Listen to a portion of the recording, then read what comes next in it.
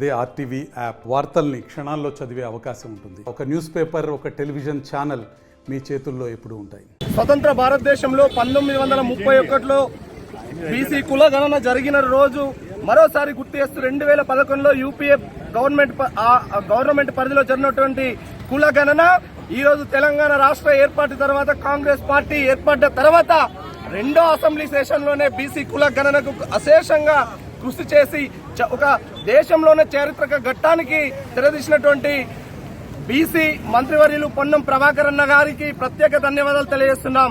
రాష్ట్రంలో దేశం మొత్తం చూసినట్టయితే కేవలం బీహార్ రాష్ట్రంలో మాత్రమే కుల జనన జరిగింది. ఆ తర్వాత ఇప్పుడు పక్కన ఉన్నటువంటి ఏపీలో జరుగుతుంది.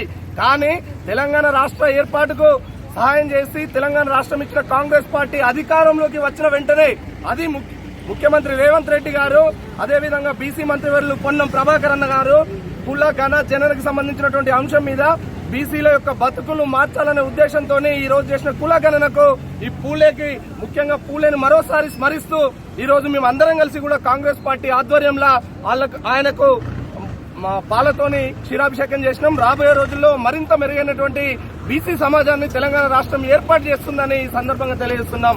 పులి ఆంజనేయులు గౌడ్, జిల్లా కాంగ్రెస్ బీసీ సెల్ చైర్మన్. మరిన్ని వీడియోస్ కోసం ఛానల్ ని సబ్స్క్రైబ్ చేయండి. లేటెస్ట్ అప్డేట్స్ కోసం వాట్సాప్ ఛానల్ ని ఫాలో చేయండి. అండ్ లింక్ డిస్క్రిప్షన్ లో ఉంది.